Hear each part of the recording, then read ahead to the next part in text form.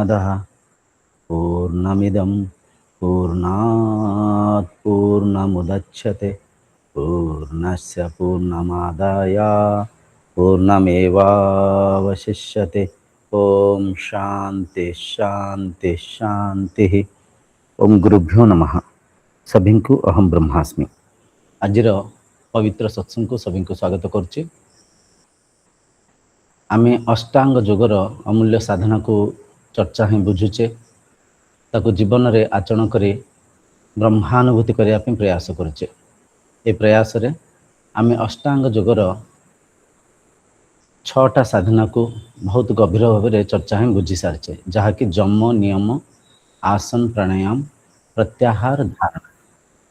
आज आम अष्टांग योगर 7म साधना जहाँकि ध्यान विषय रे बहुत गभीर भाव में चर्चा हवा, ताको बुझीबा, ध्यानस्थ ही ईश्वर प्राप्ति करने चेष्टा प्रचेष्टा करवा। देखंतु सर्वप्रथम आमे ध्यानर उद्देश्य किंबा आध्यात्मिकतार उद्देश्य कौन बुझा। शरीर भौतिक संसार रे इंद्रिय मनर स्तर रे बांधी हो जाए, जीव बंधन रे पड़ जाए। जीव माने के जे जन्म नौचे जार मृत्यु अच्छी, शरीर इंद्रिय मन जीव बंधन रे पड़ जाए। जीव अविद्यारे बांधी हो जाए। बुझिपारछन्ति, मिथ्या को आमे सत्य मानि नेचे, सत्य को चिन्हि पारुने, तत्व को बुझी पारुने।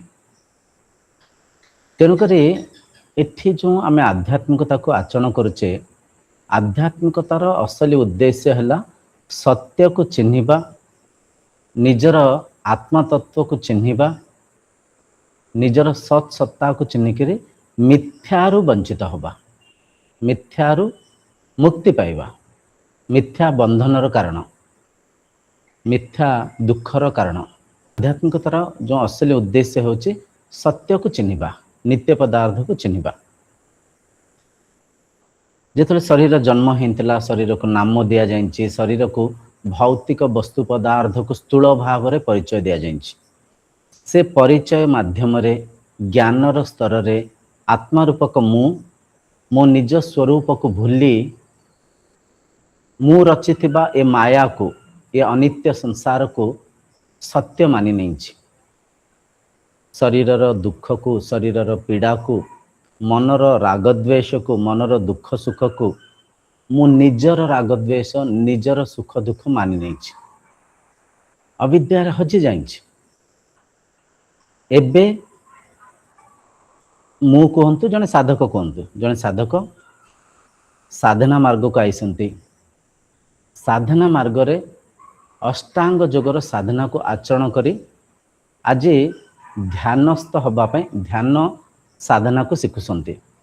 माने साधक साधना मार्ग को आसवा पूर्व अविद्यारे बांधी ही जाई थांती, भौतिक ज्ञान रे हजि मजिकी थांती।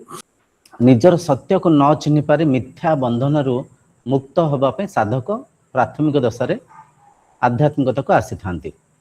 आध्यात्मिकतार साधक अनेक शास्त्रर ज्ञान को शुणी था, सत्संग माध्यम रे अनेक शास्त्र वाणी को, वेदवाणी को शुणी था। साधक अनुशासन सहित जीवन यापन करुता। जेतले बारंबार साधक शुणी था, एक कथा को बुझापी चेष्टा करता, मु आत्मा, मु ब्रह्म, मु से स्रष्टा जो स्रष्टा सृष्टि को निर्माण करसंती। मु आत्मा, आत्मा रूपक मु ए संसार रूपक लीला को मु निजे ही रचिची। मो भितर मु ही ए संसार रूपक लीला को रचिची। ए संसार लीला रे मु हजि जाई, मु निज को भूली जाई। जेतले बारंबार साधक ए कथा को सुनी थांती, तो साधक मन रे एक जिज्ञासा जागृत होता है। मु ब्रह्म ठीक अच्छे, मु शुणुची, मु बारंबार मु ब्रह्म शुणुची, शास्त्र माध्यम रे पढ़ुची, किंतु मु ब्रह्म केमती, मु ब्रह्म कौन स्तर रे, मु ब्रह्म कौन परिका, मो स्वरूप कौन, मु नित्य कह जाऊँची, मु सत्य कह जाऊँची, मु अविनाशी कह जाऊँची, ये संसार शरीर आधार कह जाऊँची। ताहले मो स्वरूप कौन? मो आकार कौन, मो आकृति कौन, मो रंग वर्ण, मो रूप कौन। साधक बारंबार निजक चिन्हापी निजक बुझापी साधकर मन में विभिन्न जिज्ञासा उत्पन्न होता है। तो से जिज्ञासा को अनुभव माध्यम परखापी निजर आत्मतत्व को साक्षात चिन्हापी करुवा प्रयास ही ध्यान। बुझिपारते जो साधक अष्टांग योगे एवं आम सप्तम साधन पहुँचले। सप्तम साधन जड़े साधक पहुँचा पूर्व जमर पांचटा साधना को नियमर पांचटा साधना को आचरण करते। जो प्राथमिक दशा साधक आसिले साधकर मन में चंचलता थिला, अस्थिरता थिला, साधक अविद्यारे हजिमजिगिर थिले, ज्ञान प्राप्ति करिनथिले। जो प्राथमिक साधक साधना मार्ग को आसी तो साधक इंद्रिय मनर दास हो जाते, निज उपर नियंत्रण नथिला, इंद्रिय मनर दास हो जाते। धीरे धीरे जो साधक साधना मार्ग को आसिले जमर पांचटा साधना को आचरण कले। पांचटा साधना कौन? अहिंसा, सत्य, अस्तेय, ब्रह्मचर्य, अपरिग्रह। ये सब पांचटा अमूल्य साधना को जिते से साधक आचरण कले अहिंसा रे समदृष्टि आसला। समस्त को निज परिका देखिले, जेमती मु सेमती प्रत्येक जीव प्रत्येक प्राणी ता माध्यम रे समदृष्टि आसला।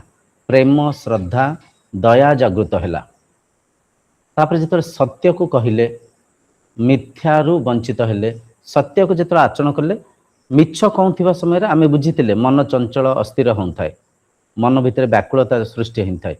मिछ बाहरे कहूचे किंतु अंत मन रे आमे जानिचे मु मिछ कहूची।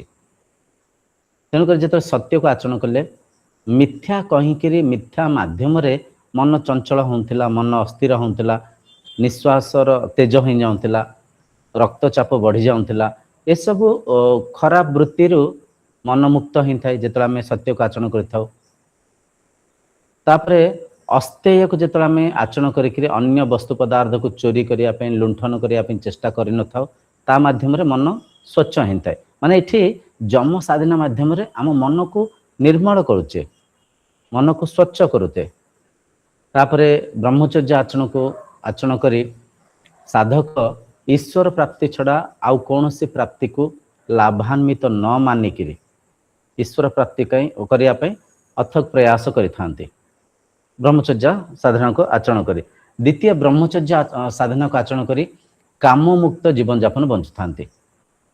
कामाशक्ति रे मन सदा सर्वदा चंचल अस्थिर थाए, विभिन्न कल्पना रे हजिमजिगिरी थाए, विभिन्न योजना मन वृत्ति करुए, अजाणत अशांतिग्रस्त थाए। तो ब्रह्मचर्य को आचरण करी ये कामाशक्ति रे जो मन पीड़ित थिला, जो मन दूषित विचार करुथिला तेथुरु मध्य मन मुक्त होता है।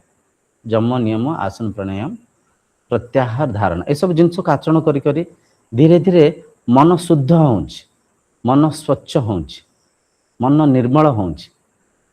मन रे जो जेतेबेले मन रे आमे माया को धारणा करथिले आम भितर अनुशासन नथिला, कौन परिका जीवन यापन कले, कौन परिका अनुशासन को आचरण करके आमे बंचिले इंद्रिय मन आम नियंत्रण रे रहिबो, आमे आंतरिक सुख को नहीं पारिबा। असली सुख बाहर जो इंद्रियों का अनुभव माध्यम रे जो किंचित समय पे आमे सुख को अनुभव करछे से सुखर एक समय अवधि अच्छी आ से सुख अस्थायी सुख, स्थायी सुख नुहे, अस्थायी सुख।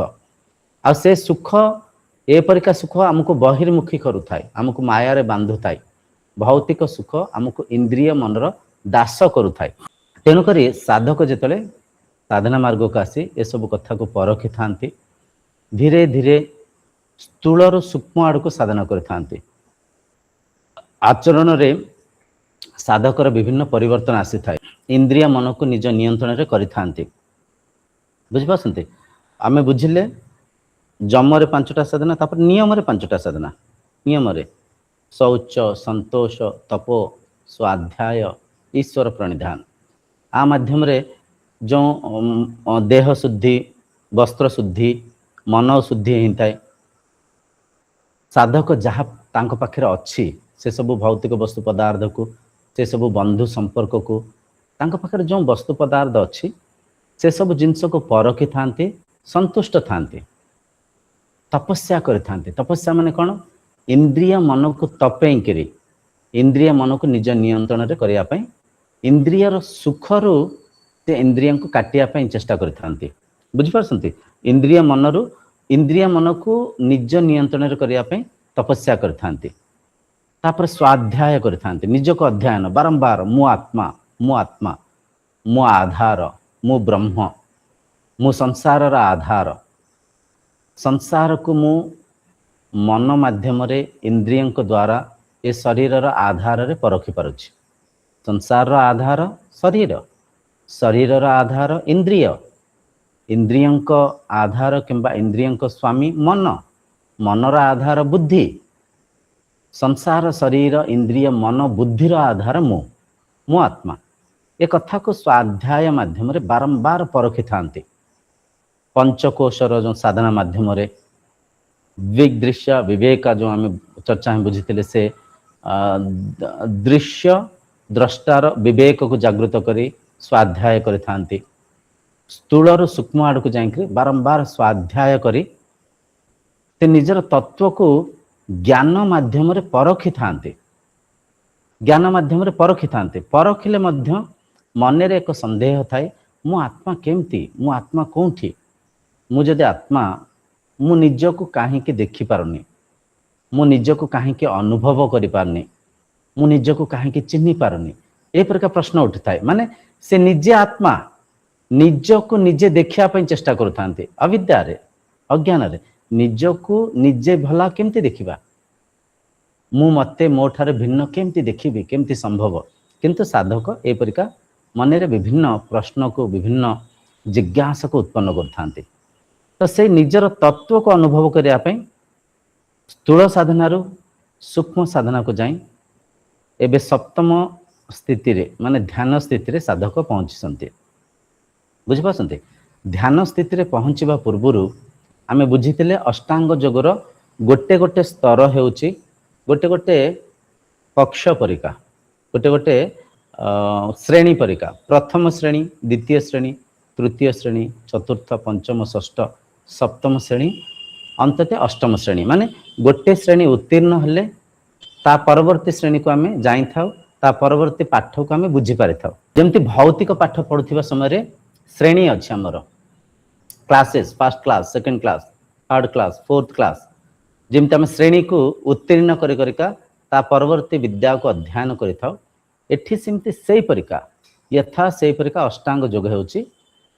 प्रथम जम ताको आमे आचरण कले, तापर नियम रे प्रवेश कले, ताको आमे आचरण कले, ता ऊर्ध्व को गले, जम नियम पर आसन सिद्धि कले, स्थिर ही बसिले, शरीर को स्थिरता करि पाइले, शरीर रे शांतता आनी पाइले। तापर प्राणायाम कले, प्राणायाम अमूल्य साधना। प्राणायाम माध्यम रे मन को शांत कले, मन को एकाग्र करिया पई प्राणवायु माध्यम रे व्यायाम कले। बुझि पाछन? प्राणायाम प्राणायाम कला परे प्रत्याहार घटित हिन थाए। प्रत्याहार हला साधनार प्रतिफल। प्रत्याहार जेतले संभव हला, प्रत्याहार को जेतले जने साधक गले इंद्रिय मन तांको भोग्य वस्तुरु मुक्त हिन थांती। जिभ को स्वाद बांधी पारि न थाए, दृश्य आखि को बांधु न थाए, स्पर्श शरीर को बांधु न थाए, कान को कौनसी संगीत परचिंतन बांधु न थाए। बुझिपारछन्ते? घ्राणानुभूति नासिका को बांधु न थाए। अंत मन रे मध्य जो विभिन्न प्रकार आशा, अभिलाषा, इच्छा, वांछना, लोभ, मोह ये सब शांत ही जाई थाए। प्रत्याहार घटित ही थाए। प्रत्याहार पर साधक धारणा करि थांती। गत सत्संग रे आमे बुझितिले धारणा। धारणार उद्देश्य कौन? धारणार उद्देश्य जो मन चंचल अच्छी, मन रे जो एकाग्रता नाही, मन केतले घर कथा भाबुची, मन केतले भविष्य रे पिला छुआंक कथा, केतले पैसा कथा, केतले चाकरी कथा, केतले देह मुंड कथा, केतले टीवी न्यूज कथा, सीरियल सिनेमा कथा, केते जे कौन भाबुची। मन ए जो विभिन्न विचार रे चंचल अस्थिर अच्छी। जेतेबेले भी आमे किछि विचार करूथाउ से विचार को मन रे धारणा करिवार माध्यम रे विचार को मन रे मनन चिंतन करुवा समय आम शरीर रे किछि संवेदन जागृत होता है। Some kind of sensations are appear. से संवेदन को नहीं आमे से संवेदन को ही दुख आ सुखर नाम दे था। तो सदा सर्वदा मन को जदि आपण परखिबे राग द्वेष रे मन बांधी होकर थाए। ये पदार्थ भल से पदार्थ भल नुह, ये व्यक्ति भल से व्यक्ति भल नुह। जेकोसी भौतिक वस्तु पदार्थ हो, जेकोसी बंधु संपर्क हो, जेकोसी व्यक्ति विशेष हुंतु ना कहीं समस्त को आम दुईटा नजरिया रे देखु थाउ। जे व्यक्ति से पदार्थ से वस्तु भल किंबा से व्यक्ति से पदार्थ से स्थान मंद, भल किंबा मंद, भल किंबा मंद। राग द्वेष राग द्वेष राग द्वेष रे मन सदा सर्वदा संशय करुथाए, अस्थिर थाए, चंचल थाए। तो से अस्थिर मन को स्थिर करिया पई, मन रे एकाग्रता आनिया पई साधक प्राथमिक दशरे धारणा करिथांती। धारणा रे सर्वप्रथमे गुरु मंत्र को सहारा करे, कहीं मन जेहेतु चंचल अच्छे अस्थिर अच्छे से अस्थिर मन को स्थिर करने किसी सहारा नबार आवश्यक थाए।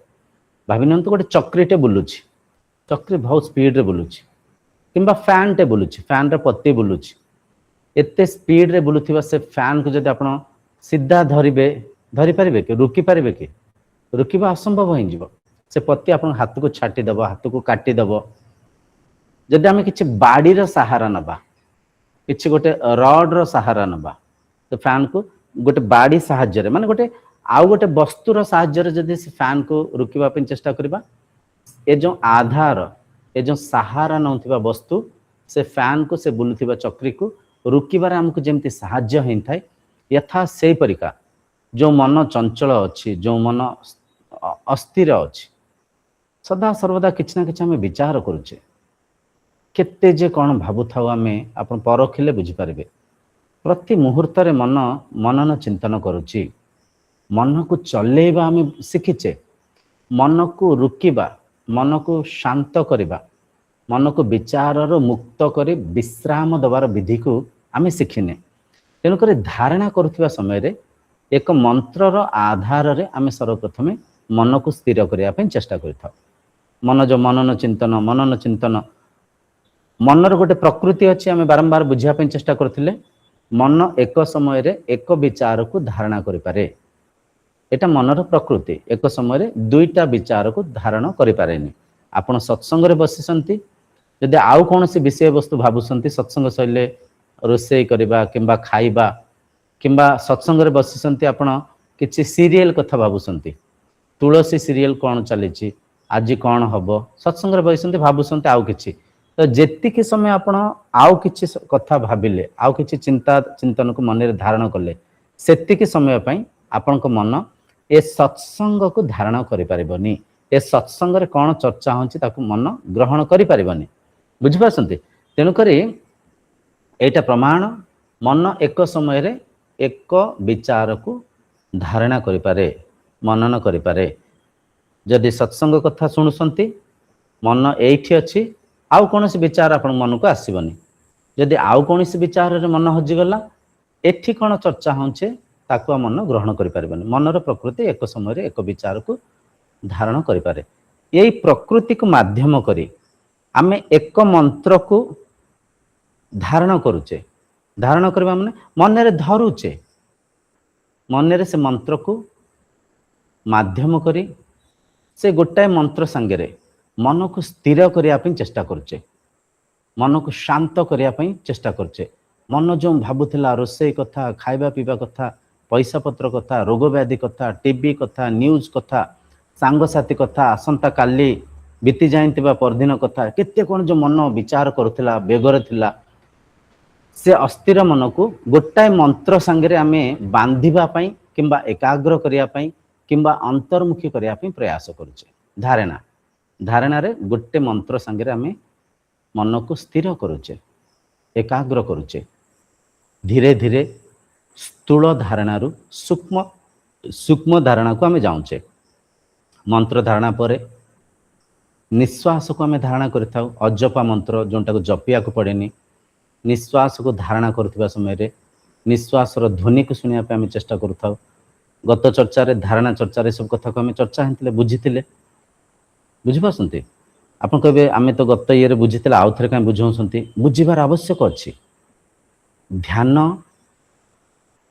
साधनार सिद्धि कहीपर ध्यान साधना माध्यम प्राप्त हवा एक अमूल्य वस्तु कहीपर तो से प्राप्त हवा से जिनिस को बुझापी हेले ता मूल को ता पूर्व साधना को जड़े साधक आउ थे बुझार निहायती आवश्यक अच्छे से आम चर्चा होचे धारणा करी मंत्र माध्यम प्रथमे मन को शांत कले अंतर्ध्वनि को शुणिले निश्वास निश्वास ध्वनि झिंटिका बोबेला परिका अंतर्ध्वनि सुगाजिब हृदय स्पंदन सुखाजिब स्थूल शब्दरु सूक्ष्म शब्द को साधक धरी था माने मन रे धरी था धारणा करि थांते स्थूल शब्दरु धीरे धीरे अंतर्ध्वनि को सूक्ष्म शब्द को शुणी शुणी शुणी समय आसी थाए ब्रह्मध्वनि को शुणी था ब्रह्मध्वनि शून्य रे शंख बाजुछि धीरे धीरे से ध्वनि सांगे मन जेतले एकाग्र होता है मन जेतले स्थिर होता है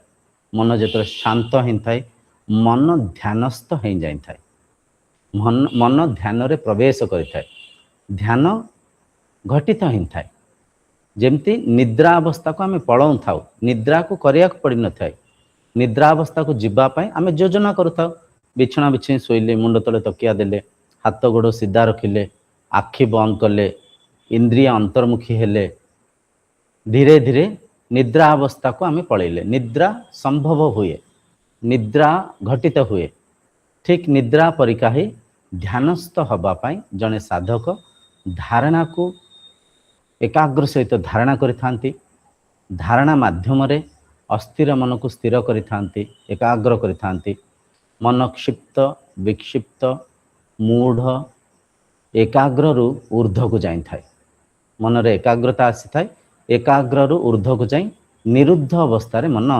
ध्यानस्थ होई थाए ध्यान घटित हुए ध्यान साधनार प्रतिफल कहि परिबा एठी आउ टिक आसंत आमे उदाहरण स्वरूप बुझापे चेष्टा करिबा भाबिनियंत गोटे काच ग्लास रे दूषित पानी अछि प्रदूषित पानी से प्रदूषित पानी के जदि आपने गोटे जगार ग्लास को रखिदेवे ग्लास को हल्लेबेनी स्थिर रखिदेवे स्थिर रखिले किछि समय किंबा किछि दिन गला पर आप देखिए से पानी रे जो अलिया आवर्जन थिला जो भासु थिला जो बुलू थिला जो गोली ही जाइथिला पानी धीरे धीरे से अलिया आवर्जन बसी जीव स्थिर हो जीव गिलास रो तळ भाग को से अलिया आवर्जन पळेबो ऊपर भल पानी दृश्यमान हबो एठी सेमती मन जो चंचल अस्थिर थिला मन जो विभिन्न भौतिक ज्ञान रे मन बांधी छंदी ही जाइथिला मन को आम साधना को माध्यम करी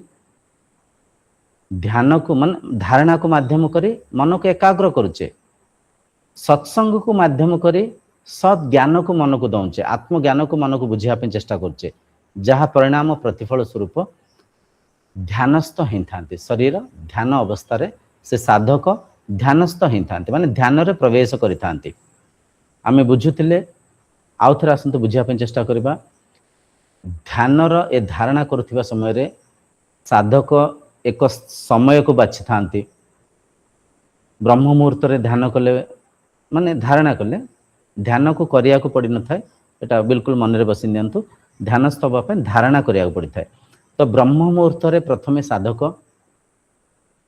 प्रातः काल सखाळिया उठिकरी धारणा करि थांती अभ्यास करि थांती एक समय को बाछि थांती एक दिशा को बाछि थांती जो पटे मुह करी बसुथंती से परिका से पटे ही मुह करी बारंबार बसि थांती एक आसन को बाछि थांती से आसन को केवल ध्यान करिया पे विनियोग करुथांती बसिबार स्थिति आमे सुखासन रे किंबा पद्मासन रे आपण बसि परिबे काहे कि आपण साधना सिद्धि करिकरी ध्यानस्थ हबा पई धारणा रे थांती किंबा साधन सिद्धि कला परे आसन सिद्धि कला परे आपण धारणा को आसी थांते अष्टांग योग में बुझितले जम नियम पर आसन तृतीय आसन आसन सिद्धि करि थांती जेहेतु जो आसन आपन को सहज लागु थाए पद्मासन किंबा सुखासन जो आसन आपण सिद्धि करथांती से आसन रे बसी थांती अंटा को बेक को गोटे सीधारे रखि थांती शरीर को स्थिर रखि थांती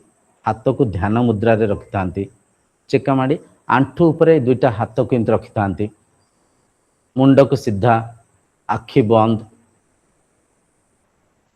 स्थिति रे बसी मन रे आपण धारणा मंत्र धारणा अंतर्ध्वनि धारणा धीरे धीरे धारणा को करी समय आसी थाई ध्यानस्थ हो जाई थांती ध्यान घटित हो थाए जो समय रे ध्यानस्थ हो थांती ध्यान घटित हुए सेठी मन रे किछि विचार न थाए विचार रहित स्थिति रे मन प्रवेश करि थाए निर्गुण अवस्था को मन प्रवेश करि थाए बुझि पारसंती मनर तीनिटा गुण अछि आमे बुझितले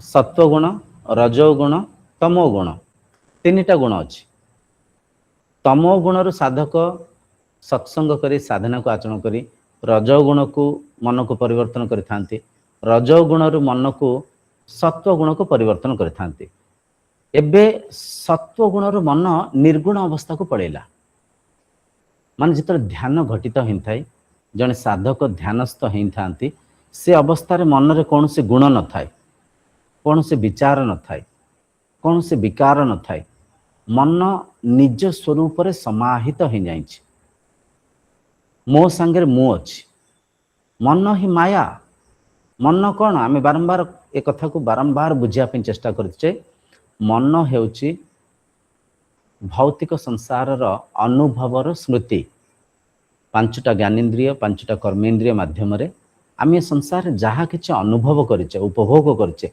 से संपूर्ण अनुभवर स्मृति मस्तिष्क रे छपी जाइए मस्तिष्क रे संग्रह होकर मन रूप रे निर्माण हो जहाँ विज्ञान भाषा व्यवहार टीवी मोबाइल रे जहाँ सब देखीचे स्कूल रे विद्यालय रे कॉलेज रे जहाँ सब आम पाठ पढ़ीचे सांगसाथी मेल रे जहाँ भी चर्चा होइचे घरे आम परिवेश रे आम माने साई पड़ोस रे जहाँ भी जन्मरु आज जाए जहाँ भी आम भौतिक संसार अनुभव करिचे उपभोग करिचे से संपूर्ण स्मृति ही मन से स्मृति हमको बारंबार बहिर्मुखी करुथाए से मनर जो स्मृति अच्छी से स्मृति बारंबार भौतिक स्थूल संसार को मन को बहिर्मुखी करुथाए माया रे बांधु थाए विभिन्न आशा अभिलाषा इच्छा वांछना विभिन्न प्रकार लोभ मोहरे से ज्ञान माध्यम रे भौतिक ज्ञान माध्यम रे भौतिक अनुभवर स्मृति माध्यम रे मन बारंबार बहिर्मुखी होता है तो ध्यान जिते घटित हुए मन निर्विचार स्थिति को पलाए निर्गुण स्थिति को पलाए सेठी आ कौन गुण ना सेठी आ कौन दृश्य ना केवल द्रष्टा अछंती केवल आत्मा अछंती आत्मा छड़ा आ किछि ना मो संगे मु समाहित होकर अछि मो संगे मु समाहित होकर अछि जेतले प्राथमिक दशा ध्यानस्थ जने साधक होता किछि समय पे ध्यानस्थ हेले आउ थे मन बहिर्मुखी होता है आउ थे मन बहिर्मुखी होबार तात्पर्य एपरिका बुझंतु मन आउ थे ब्रह्मध्वनि सुगिला आउ थे अंतर्ध्वनि सुगिला आउ थे मन रे विचार आसिला आहा केते बढ़िया लगिला कि समय मु कुआडे हजि जाइथिली मु कुआडे पळेइथिली मु ए संसार नथिली मु कुआडे पळेइथिली विचार आसिला आउ थे आपण मन रे विवेक को जागृत कलो ना नहीं मु ध्यान करुच्ची मु धारणा करुच्ची मु कौन फिर विचार कले ना ना विचार मन को फिर आउ थे गुरु मंत्र अंतर्ध्वनि संगे मन को बांधिले अंतर्ध्वनि संगे मन को एकाग्र करने चेष्टा कले आउ थे अंतर्मुखी हेले आउ थे आप अंतर्मुखी होकर धारणा करसंती ब्रह्मध्वनि को शुणुसंती आउ थे ध्यानस्थ हो गले ध्यान रे प्रवेश कले कौन से विचार ना मन शांत हो जाए मन तृप्त हो जाए मन निरुद्ध अवस्था को पलैं मन मौन हो जाए मन जो मनन चिंतन करथिला चित्त जो वृत्ति करथिला निरुद्ध हो गला चित्त वृत्ति निरोधा मान चित्तर वृत्ति निरुद्ध हो गला चित्त कौन से वृत्ति करनी मन मनन चिंतन करनी मन विश्राम स्थिति को पड़ेला विश्राम स्थिति को किछ समय अच्छे फिर आउ थे मन बहिर्मुखी है आहा केते बढ़िया लगिला मन रे किछि धारणा कले ब्रह्मध्वनि शुभुची किंबा झिंटिका बोबिला प्रकार शब्द किछि भी मन बहिर्मुखी है माने मन भौतिक किछि ना किछि दृश्य जागृत है केवल द्रष्टा थिले कौन से दृश्य नथिला कौन से विचार नथिला मन रे कौन से वृत्ति नथिला निज स्वरूप रे आमे हजी मजी करी थिले आमे एक ही जाई थिले आत्मा माया मन संगे युक्त नथिले आत्मा मन इंद्रिय संसार संगे जोड़ी हिंकी नथिले आत्मा संगे आत्मा थिले मो संगे मु थिली केवल मु थिली मो संगे माया रूपक मन कौन से दृश्य जोड़ी ही नथिला बुझिपारछन्ती तो ध्यानस्थ हेले से अवस्था को जीवे निर्गुण अवस्था अलेख अव्यक्त अवस्था अव्यक्त जो अवस्था को आम व्यक्त करी कहि परिबानी एमती नागुला सेमती नागुला जदि कहीं कहते मु ध्यानस्थ होकरी विश्व ब्रह्मांड रे बुलुथिली जदि कहीं कहती मु अस्ट्रल ट्रावेल करुथिली मु चंद्रमंडल रे बुलुथिली मु पृथ्वी को देखुथिली किछ लोक एई परिका भी कहते मु आत्मा को देखुथिली आज्ञा आत्मार तो चिन्ह वर्ण नहीं आपण देखिले काहाकू अच्छा ठीक अछि मानिबा आपण कथा को मानिबा आपण आत्मा को देखुथिले किए देखुथिला आपण कहबे आत्मा को देखुथिली आपण निहाती कहबे मु देखुथिली जदि मु देखुथिली कोंठी देखुथिली देखुथिला किए दृश्यमान कौन होथिला परखियार आवश्यक अच्छी तेणुक कथा को बिल्कुल मन में बसई दिंतु जिते ध्यान घटित हुए आपण ध्यानस्थ हो जिवे किछि विचार न थाए किछि दृश्य न थाए किछि आकार आकृति रंग चिन्ह वर्ण किछि न थाए निर्गुण अवस्था रे आपण थांती स्वरूपस्थ होकर थांती निज संगे ब्रह्मस्थ आत्मस्थ स्वरूपस्थ होकर अच्छा कौन से दृश्य नहीं कौन से विचार नहीं ना चंद्रमंडल ना सूर्यमंडल ना ग्रह ना नक्षत्र ना कौन सी लाइट ना कौन सी चमत्कार ना कौन सी आकृति ना कौन सी करेन्ट किछि देखा जाउनी निरुद्ध हो जाइछि मन जद्य किछि आपन को देखा जाउछि आलोक देखा जाउछि चमत्कार देखा जाउछि बिजुली माइला बरिका देखा जाउछि आत्मा देखा जाउछन्ति भगवान देखा जाउछन्ति ताहले आपन ध्यानस्थ हेइ नांती मन निरुद्ध अवस्था को जाइनी मन मौन हेनी मन स्वरूपस्थ हेनी मन कार्यरत अच्छे धरते कथा को बुझंतु भल भाव ए कथार गभीरता को धरतु जोठी भी आपण किछि अनुभव करुसंती से अनुभव किछि भी पारे सूक्ष्म रु सूक्ष्म अनुभव हो पारे किछि शब्द शुणुसंती किछि सुगा जाउछि किछि अंतरचक्षु रे देखा जाउछि जिंता में स्वप्न देखुवा समय स्वप्न संसार देखि थाउ सेमती जदि आपण ध्यानस्थ होकर कहते मो इष्ट देवता को देखुची भगवान राम को देखुची कृष्ण को देखुची मु भगवान शंकर को देखुची मु गुरुदेव को देखुची मु देखुची माने कौन मन कार्यरत अच्छी मन काम करुची मनर वृत्ति निरुद्ध अवस्था को जाइनी मन मौन होइनी गोटे कथार जदि आज्ञा कहबा ध्यान है किछि न करिबा स्थिर हो जावा शरीर स्तर रे किछि करूने शरीर मूर्तिवान होकर बसीची आमे साधना सिद्ध करिचे आसन सिद्ध करिचे बारंबार साधना आसी जाए साधना नु आसन सिद्ध करिचे आसन रे जेकोसी आसन रे सिद्ध माने कौन अधिक रु अधिक समय से गोटाए मुद्रा रे से गोटाए आसन रे अस्थिर भाव रे मूर्तिवान होकर बसीसंती मूर्तिवान ही बसीसंती दूर जद्य किए देखिबे से एपरिका मन में भावी था गोटे मूर्ति गढ़ा है किए मनीष बसी कहीं चिन्ह पारती माने साधक एते स्थिर हो जाती एते शिथिल हो जाती एते मूर्तिवान हो जाती शरीर शांत हो जाए ना आप चलुंट बुलुंट ना हलुंट शरीर स्थिर हो जाए शरीर किसी कार्य करूनी इंद्रिय अंतर्मुखी हो जाती इंद्रिय भी स्थिर हो जाती ध्यानस्थ अवस्था कथा आम चर्चा होचे ध्यानस्थ अवस्था शरीर स्थिर मूर्तिवान हो जाए इंद्रिय अंतर्मुखी हो जाती इंद्रिय संयमित अच्छी ना आखि किसी दृश्य देखुची ना जीभ किसी रुचि को चाखुची ना शरीर कौन सी स्पर्श को नौची ना कौन सी गंध सुगंध को नासिका नहीं पारुची ना कौन सी ଆପଣଙ୍କୁ ଶବ୍ଦ ବି ଶୁଭୁନି। ଶବ୍ଦ, ରୂପ, ରଙ୍ଗ, ରୁଚି, ସ୍ପର୍ଶ, ଘ୍ରାଣାनुभୂତି ସବୁକିଛି ଶାନ୍ତ ହେଇଯାଇଛି। ଇନ୍ଦ୍ରିୟ ସଂଯମିତ ଅଛନ୍ତି। ତୃତୀୟ ମନ, ମନ ବି ମୌନ ହେଇଯାଇଛି। ମନରେ କୌଣସି ବୃତ୍ତି ନାହିଁ, କୌଣସି ବିଚାର ନାହିଁ। ମନ ଶାନ୍ତ ହେଇଯାଇଛି, ମନ ସ୍ଥିର ହେଇଯାଇଛି, ମନ ସ୍ୱରୂପସ୍ଥ। ମନ ନାହିଁ, ମନ ନାହିଁ, ମନ ନାହିଁ ତ ମାୟା ନାହିଁ। ଧ୍ୟାନସ୍ଥ ହେଇଯାଇଛେ, ନିଜ ସାଙ୍ଗରେ ନିଜେ ହଜି ମଜିକିରେ ଅଛେ। ଏ ସ୍ଥିତିକୁ ବହୁତ ବହୁତ ଗଭୀର ଭାବରେ ବୁଝିବା ପାଇଁ, ପରଖିବା ପାଇଁ ଚେଷ୍ଟା କରନ୍ତୁ। ଏଇଠି ଅନେକ ସାଧକ ବାଟ ବଣା ହେଇଯାଇଥାନ୍ତି। ଏଇଠି ଅନେକ ସାଧକ ଆଉ ଥରେ ମାୟା ବାନ୍ଧିଥାଏ। ଧ୍ୟାନସ୍ଥ ଅବସ୍ଥାରେ ଏମିତି ବି ଭାବିବେନି କୋମା ଅବସ୍ଥା ଧ୍ୟାନସ୍ଥ ଅବସ୍ଥା ନୁହଁ, ନିଦ୍ରା ଅବସ୍ଥା ବି ଧ୍ୟାନସ୍ଥ ଅବସ୍ଥା ନୁହଁ। ପରଖନ୍ତେ କଥା, ନିଦ୍ରା ଅବସ୍ଥାରେ ଆମେ ଆପ୍ରାକୃତିକ ଭାବରେ ମନ ସେଠି ବିଶ୍ରାମ କରୁଛି। ମାନେ ଯେତେବେଳେ ଆମେ ଶୋଇ ପଡ଼ିଥାଉ, ନିଦ୍ରା ଅବସ୍ଥା କୁହନ୍ତୁ କିମ୍ବା ସୁଷୁପ୍ତି ଅବସ୍ଥା। ସୁଷୁପ୍ତି ମାନେ କ'ଣ? ଗାଢ଼ ନିଦ୍ରା ଅବସ୍ଥା। ନିଦ୍ରାରେ ଦୁଇଟା ନିଦ୍ରା ଅଛି। ପ୍ରଥମ ନିଦ୍ରା ଅବସ୍ଥାରେ ସ୍ୱପ୍ନ ଦେଖୁଥାନ୍ତି।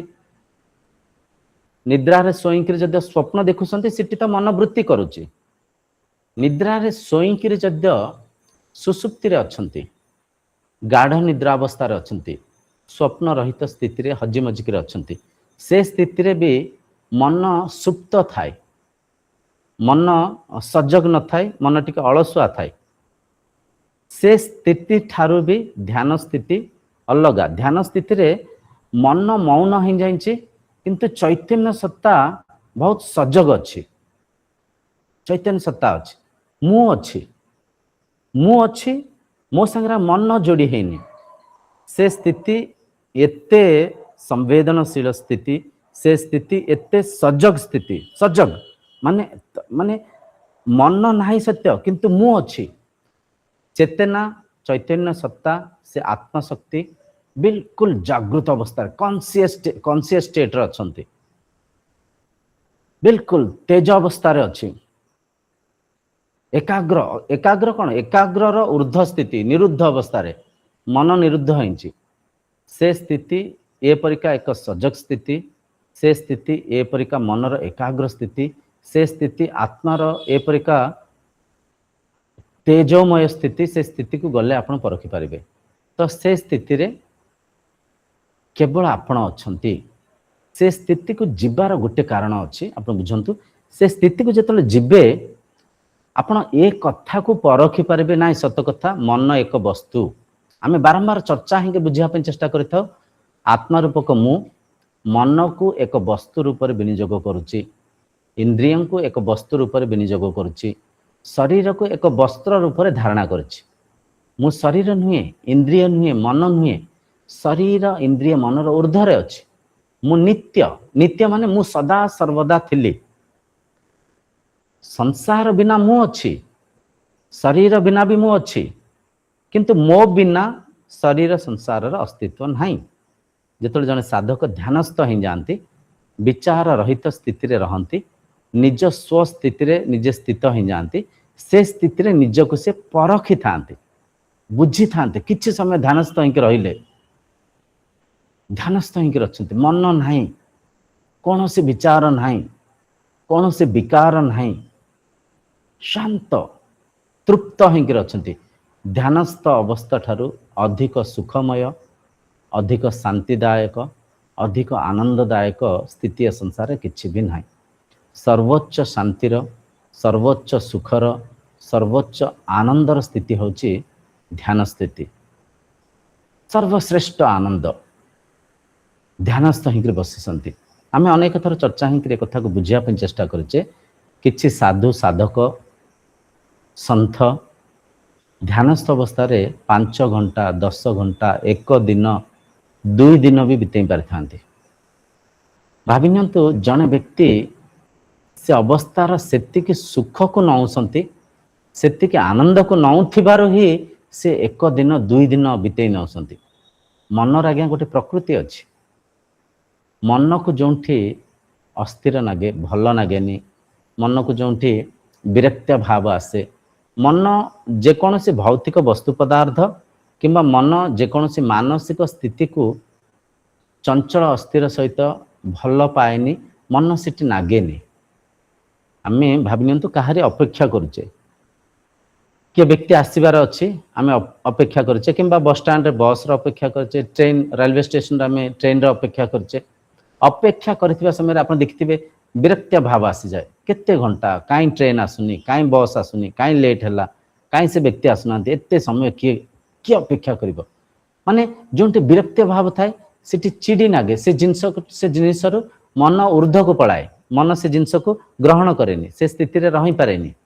भाविनंतु उद्युदिया खरारे आपण छाईसंती, तेज खरा तप्त खरारे से स्थिति आपन को भल लागुनी, अधिक समय से स्थिति रे रही पारिबेनी, छाई को आसी जिवे। बुझि पासंती भाविनंतु कोनटी वर्षा होउछ तो वर्षा अधिक समय ठिया ही पारिबेनी, ओदा ही जिवे, से स्थिति आपन को भल लागिबनी, दौड़िक आउथरे कड़े छात तल को पळेबे। बुझि पासंती अधिक शीत, किए कटु वचन कहउसंती, कहा व्यवहार भल ना, ये सब कथा परखु। जो मन को भल न नागे, भल नागेनि, से स्थिति रे मन अधिक समय रहेनि। किंतु ध्यानर स्थिति केते जे आनंदमय स्थिति, केते जे सुखदायक स्थिति, से स्थिति रे साधक जद्य एक दिन संपूर्ण गोटे दिन संपूर्ण 2 दिन बितेई पारसंती, ताले भाविनंतु से स्थिति केते आनंद स्थिति, केते सुख, केते माने शांतिर पराकाष्ठा। बुझिपारसंती तेणुक ध्यान जेतले संभव हुए, जेत ध्यान घटित हुए, मन तृप्त होकर थाए, मन प्रफुल्लित होकर थाए, मन आंतरिक सुखरे हजमजिक थाए। कहीं आम बारंबार कथा हेचे, चर्चा हेचे, आत्मा सच्चिदानंद स्वरूप, सत चित आनंद स्वरूप। कि आत्मा मु निजे, मो स्वरूप आनंदर स्वरूप। मुझे स्वरूपस्थ रहूँची, मुझे मो सांगे रहूँची, से समय जो स्थिति अच्छी परमानंद स्थिति। कहीं मुझे स्रोत, मु ही आनंदर स्रोत, मु ही शांतिर स्रोत। आम कहचे निद्रावस्था को आनंदमय कोषा कहचे, कहीं कहचे निद्रावस्था रे इंद्रिय अंतर्मुखी थांती, संयमित थांती, मन मध्य विश्राम स्थिति रे थाए। मन रे किंचित स्वप्न तुल्य किछि विचार थिले मध्य मन रे भौतिक संसार प्रति जो लोभ मोह आशा अभिलाषा इच्छा वांछना थिला, मन जो राग द्वेष रे बांधी छंडी हेकिथिला, से मन शांत थाए, स्थिर थाए। तेणुक आम कहचे निद्रा अवस्था को आनंदमय कोषा। तो ये आनंदमय कोषार भी ऊर्ध्व को जाइए, आम ब्रह्म स्थिति रे अच्छे, आत्म स्थिति रे अच्छे, निज स्वरूप रे अच्छे। केवल मु अच्छी, मो संगे माया संसार जोड़ी हैनी, माया मन जोड़ी हैनी, इंद्रियंक अनुभव जोड़ी हैनी, केवल मु अच्छी। मु कौटी अच्छी, केमती अच्छी, मो संगे अच्छी, कौन स्थिति रे अच्छी, मो स्वरूप जेहेतु आनंद, मो स्वरूप जेहेतु सच्चिदानंद, से सच्चिदानंद स्थिति रे अच्छी, सच्चिदानंद स्थिति रे परम आनंद स्थिति। से आनंद को परखंतु केते आनंद स्थिति थिबो, से स्थिति रे जने साधक 2 घंटा 4 घंटा 8 घंटा बितेई दियंती। आपण तर्जमा कले परखि पारबे, से परिका सिद्ध पुरुषों को भी दर्शन करि पारबे। हिमालय रे अनेक, जदि आपण शिमला साइड रे जिबे, अनेक गुंफा रे भी अनेक साधु, अनेक संत, अनेक साधक सब तपस्या करुथांते। ओशोंक आश्रम को गले देखि पारबे, सिटी साधक बसी थांती, तांकर डेट टाइम ने खाई थाए, केते समय बसिलेनी, केते दिन हेलेनी से साधना रे सेमती माने ध्यानस्थ ही बसिसंती अच्छे। आश्रम गले आप देखि पारबे। तो ध्यान जेतले संभव हुए, ध्यान जेतले घटित हुए, मन स्वरूपस्थ हो जाए, मन रे कौन से विचार न थाए, कौन से विकार न थाए, ना ठाकुर थांती, ना दृश्य थाए, ना किछि चमक धमक थाए, किछि नाही, किछि नाही, केवल मु अछि, आनंद स्थिति रे अछि, परमानंद स्थिति रे अछि।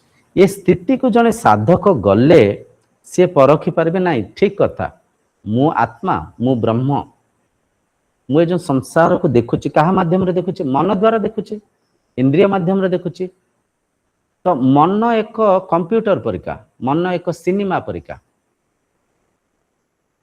मनर आधार इंद्रिय, शरीर आ संसार, ये जो संसार रूपक ये जो माया संसार चली मिथ्या संसार चली ये संसार एक स्वप्न तुल्य जमती राति आम स्वप्न देखु था स्वप्न रे यथा ए संसार परिका ही अनेक वस्तु पदार्थ को देखु था स्वप्न रे घर द्वार कार गाड़ी बंगला सांगसाथी जीवजंतु निजको मध्य साधक देखुता जी शयन अवस्था जो शोईथिबा व्यक्ति स्वप्न रे से निजको भी देखुता प्रत्येक संसार भौतिक वस्तु पदार्थ को स्वप्न रे देखुता किंतु जो स्वप्न रु जागृत अवस्था को आसी था सी परखी पारि बुझी पारि स्वप्न मिथ्या थिला स्वप्न मनर एक कल्पना मात्र ठीक से परिका जेतले साधक ध्यानस्थ हो पारे मन रहित स्थिति को जाई पारे से स्थिति रे से परखी पारि जेमती स्वप्न मो भितरे मु ही विचार को देखुली मो मनर ही कल्पना थिला मु ही थिली स्वप्न संसार रे प्रत्येक वस्तु पदार्थ प्रत्येक दृश्य मु ही मो छड़ा किसी भी अलग नहीं ठीक है ध्यानस्थ स्थिति को गला पर जने साधक ए कथा को परखी पारि ना सत कथा आम आज जाए जो साधना रे चर्चा होचे जहाँ भी आम आज जाए सत्संग रे सब गुरुवाणी को मुझे शुणी कि सत्संग रे जहाँ भी मो चर्चा माध्यम रे बुझापी चेष्टा करी सत कथा ये संसार भी से स्वप्न तुल्य ही मो आधार रे मु ही परखुची मु ध्यानस्थ अच्छी मु माने ध्यान अवस्था थी आपण ए कथा को भावु ना ध्यान अवस्था तो जड़े साधक निज संगे समाहित होकर था विचार रहित स्थिति रे था किंतु से अनुभव को नेला पर जिते बहिर्मुखी हुंती से अनुभव कथा को से परखी था बुझी था से ध्यानस्थ अनुभव को मन रहित स्थिति को पछे जो मन को जोड़ी था सेठी से आसिक सब कथा को परखी था ये सब कथा बुझी था ना सत कथा मु आत्मा मु आधार मु अच्छी तो मो सांगे मन जोड़ी होंची मन सांगे माया संसार जोड़ी होंची माया संसार जोटा कि मिथ्या स्वप्न तुल्य इट आ गोटे कथा आज्ञा भल भाव मन मन को बुझातु माया माने इठी कह जाने ना सब दृश्यमान होची गछ मनीष पशु पक्षी घर गाड़ी टंका सुना कैमरा मोबाइल कंप्यूटर सब सब दृश्यमान होची सब देखा जिबा सत्ते ये जो संसार प्रति मुहूर्त परिवर्तन होची संसार अस्तित्व नहीं प्रतिदिन आम अनुभव करुचे जिते आम शोई पड़ुचे संसार अदृश्य ही जाऊँचे स्वप्न संसार को पलाऊचे जिते सुसुप्ति अवस्था को पलाऊचे आउ थे संसार अदृश्य ही जाऊँचे प्रति राति संसार अदृश्य होची दृश्यमान होने देखा जाऊनी मु अच्छी तो संसार अच्छी मु देखुची इंद्रिय बहिर्मुखी अच्छा तो संसार देखा जाऊँची जोठी मु नाही जोठी इंद्रिय अंतर्मुखी ही जाइसंती जोठी मन माया रूपक मन विचार संग्रह नाही स्मृति नाही कौन सी मन वृत्ति करूनी कौन सी मन रे कल्पना नाही कौन सी मन रे अनुभव नाही संसार अदृश्य ही जाऊँची आउ थे संसार को आम जो जागृत अवस्था को आसुचे देखुचे बुझीपार प्रतिदिन अदृश्य होची संसार प्रत्येक वस्तु पदार्थ को जदि गभीर भाव में गवेषणा करी आम परखिबा प्रत्येक दृश्य परिवर्तन होची शरीर शरीर प्रति मुहूर्त छोट बेले ठार आज जाए देखो प्रति मुहूर्त आम शरीर भितर अनेक कोशिका अनेक सेल्स डैमेज होची अनेक सेल्स मरुची अनेक नुआ सेल्स उत्पन्न होची शरीर प्रति मुहूर्त आकार आकृति को परिवर्तन करछि मनर वृत्ति इंद्रियंकर वृत्ति सदा सर्वदा परिवर्तन होची संसार देखिथे आज देखो इठी गोटे वस्तु थुआई काली इठी नथिबो सिटी थुआई एबे करेन्ट जळुची लाइट अच्छी टिके पर घर अंधार हो एबे आपण सत्संग रे अछंती टिके पर आउ कोंठे आउ किछि करथिबे प्रति मुहूर्त संसार शरीर परिवर्तन होची गोटे अनचेंजिंग मूवी चली गोटे सिनेमा चली संसार एक सिनेमा अनेक लोक अनेक शरीर अनेक आकार आकृति विभिन्न चिंताधारा विभिन्न वृत्ति विभिन्न अनुभव ये संसार सजई हिंकर अच्छी किंतु ये जो संसार अनित्य अनित्यर तात्पर्य स्थायित्व नहीं ना शरीर स्थायित्व अच्छी ना कौन सी भौतिक वस्तु पदार्थ गोटे घर अच्छे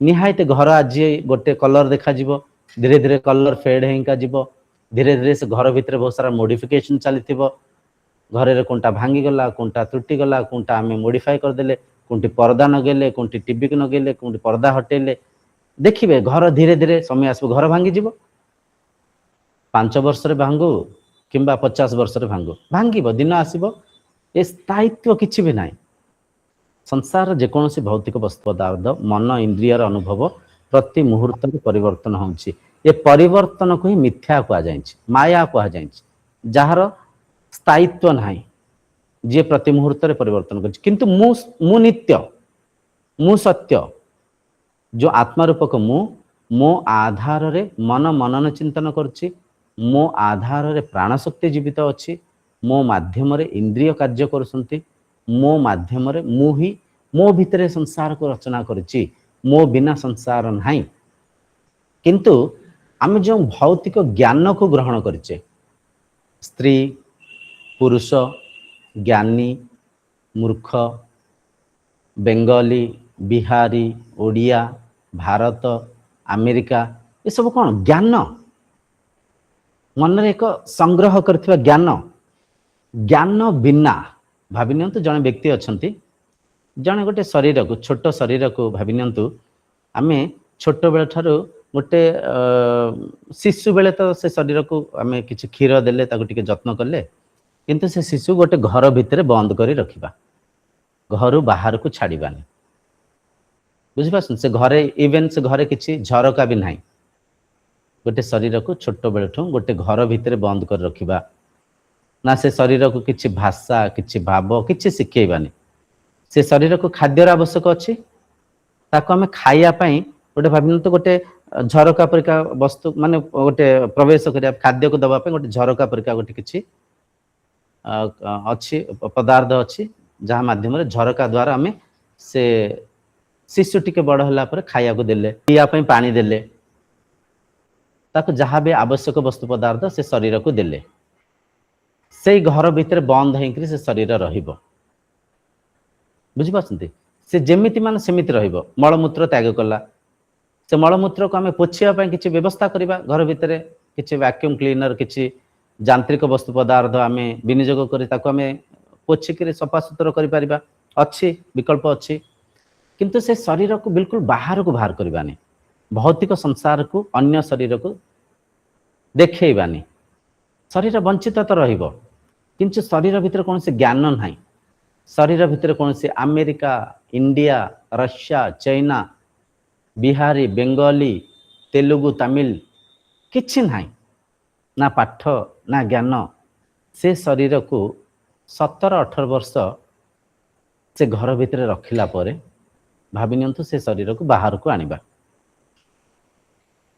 से शरीर रो मन स्थिति केमती थिबो केते स्वच्छ थिबो केते निर्मल थिबो ता भीतर कौन से भेदभाव नथिबो मोर तोर मु बड़ तुमे सान मु श्रेष्ठ तुमे नीच मु ज्ञानी तुमे मूर्ख मु ओडिया तुमे बंगाली कौन से पात्र अंतर नथिबो भावी न परखंते कथा को जदि हम एमती एक्सपेरिमेंट करिबा गोटे शरीर को छोट बेले तो संसार को देखैबानी से शरीर भीतर केते माने ज्ञान बिना जो से स्थिति थिबो आत्म स्थिति तो ये आउ गोटे कथा मन बसी नियंतु ज्ञान भी खराब नुह ये किसी लोक मन में प्रश्न उठी पारे ताहले कौन ज्ञान खराब कि आम जो पाठ पढ़ुचे भौतिक ज्ञान को अर्चन करचे सेटा खराब कि ज्ञान बिना भी आम बंचिबा केमती छोट पिलाटे तो पिला को जदि आम ज्ञान बुझेबानी ताको भौतिक संसार को चिन्हैबानी गछ वृक्ष काऊ कुकुर माँ बाबा जहाँ भी आम भौतिक संसार आचरण करुचे से आचरण को जदियो से आम जो टिके पूर्व चर्चा हेले गोटे व्यक्ति को घर भितर रखा सेमती रखिक जदियो से शिशु को आम कि शिखेबानी से शिशु ताले पशुतुल्य हो शिशु ताले ओल्लालिया व्यक्ति हो अज्ञानी हो कि परखि पारेनि तो ये देखु ये कहबार तात्पर्य ज्ञान खराब नुह ज्ञान भल आत्मा ज्ञान रहित भौतिक ज्ञान है भयंकरी दुखदायक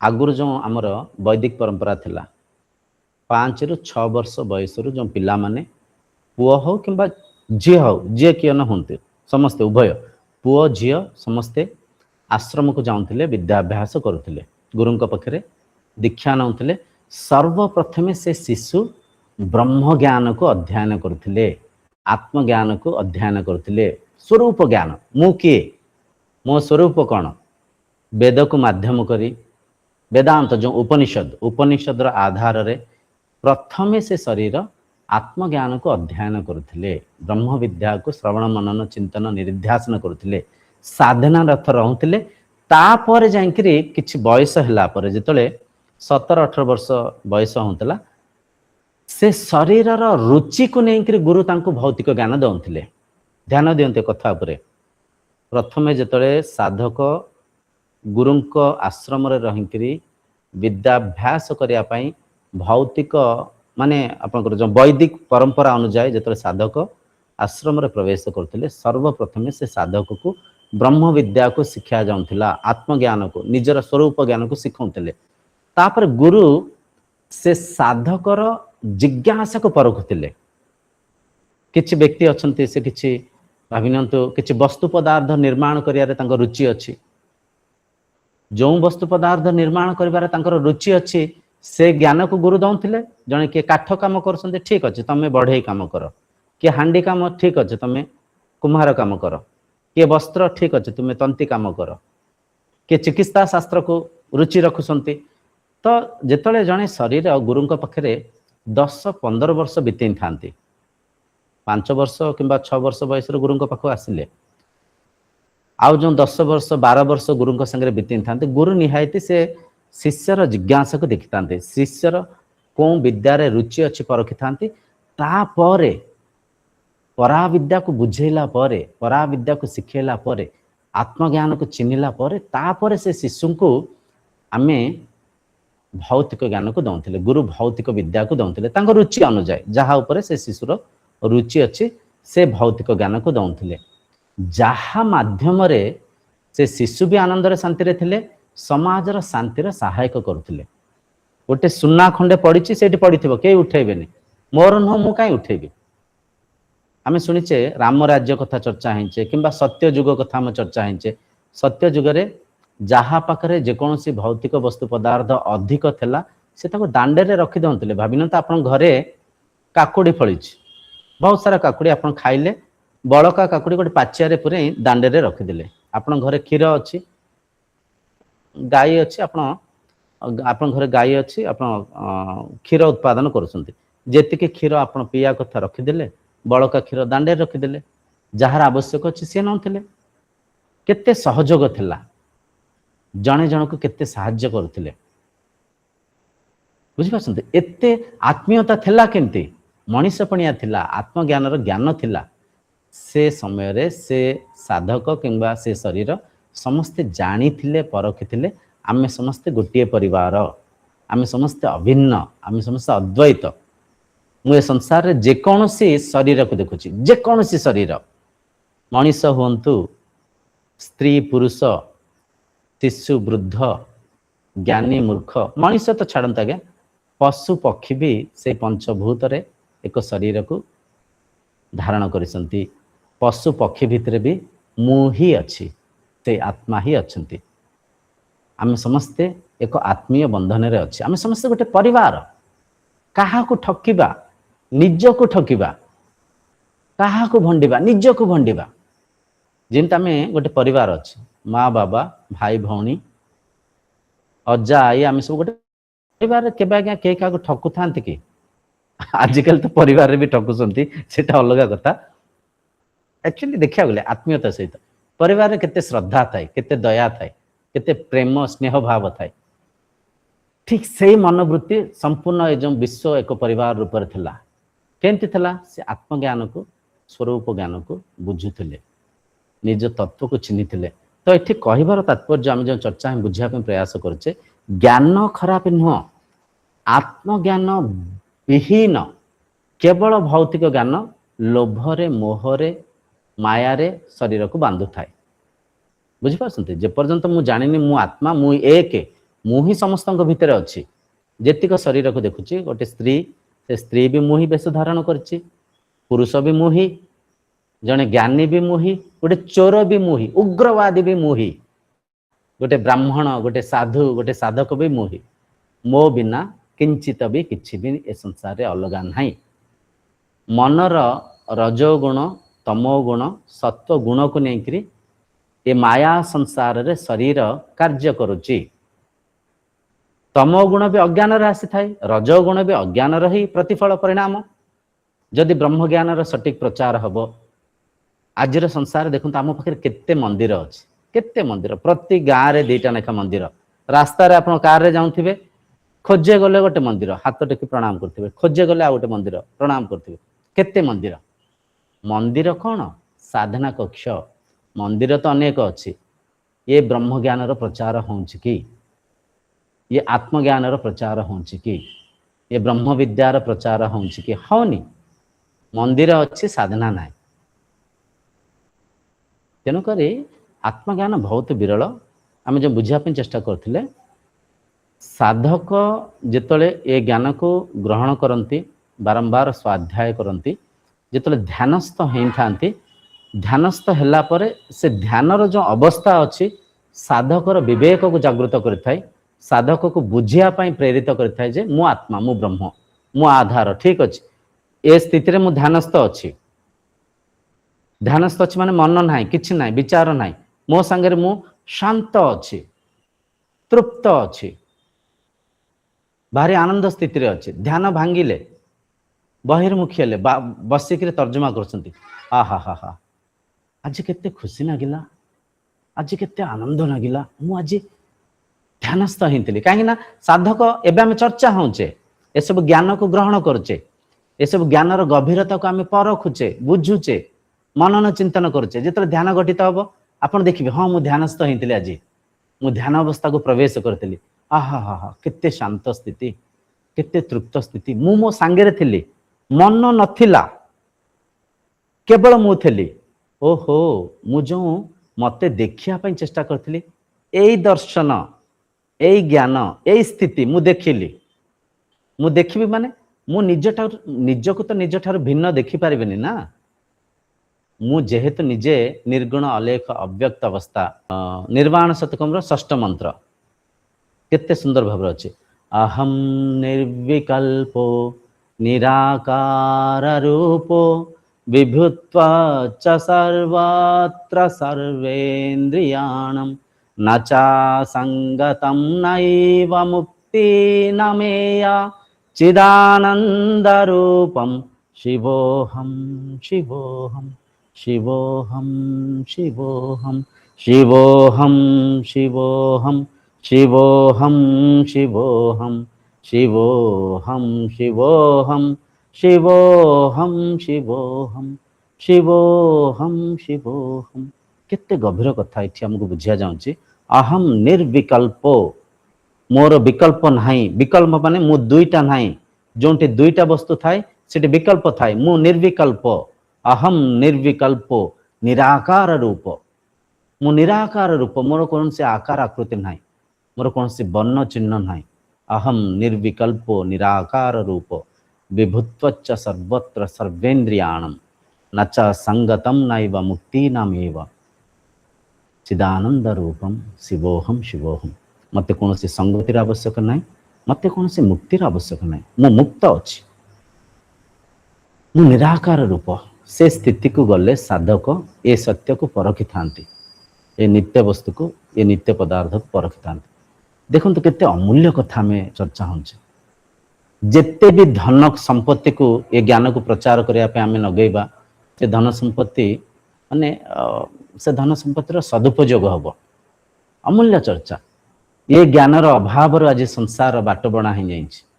ये ब्रह्म विद्यार अभाव आज आम समस्ते देह भाव आम समस्ते गोटे संसार, गोटे परिवार, गोटे तत्व आम समस्ते उपनीत अच्छे। किंतु ये सत्य को न बुझिपारी आमे केते जाति धर्म वर्ण पंथरे समाज को काटी बांटिक केते पातरंतर करछे, अजाणत अशांतिग्रस्त अच्छे। संसार कौन सी वस्तु पदार्थर अभाव ना, परिपूर्ण अच्छे संसार। ସାଧକ ମଧ୍ୟ ଯେତେବେଳେ ଧ୍ୟାନସ୍ଥ ହେଇଥାନ୍ତି ତାଙ୍କ ପୂର୍ଣ୍ଣ ସ୍ଥିତିକୁ ଅନୁଭବ କରିଥାନ୍ତି। ପୂର୍ଣ୍ଣ ସ୍ଥିତି ଯେଉଁ ଅପୂର୍ଣ୍ଣ ଭାବରେ ନିଜକୁ ସୀମିତ ଦେହ ଭାବରେ ପରଖୁଥିଲେ ତାଙ୍କ ପୂର୍ଣ୍ଣ ବ୍ରହ୍ମତ୍ୱକୁ ତାଙ୍କ ପୂର୍ଣ୍ଣ ସତ୍ତାକୁ ସେ ଚିହ୍ନିଥାନ୍ତି। ଇଏ ହେଲା ଧ୍ୟାନ। ବୁଝିପାରୁଛନ୍ତି? ଧ୍ୟାନ ଆଜି ଏଇଠି ସମାପ୍ତ ହେଲା।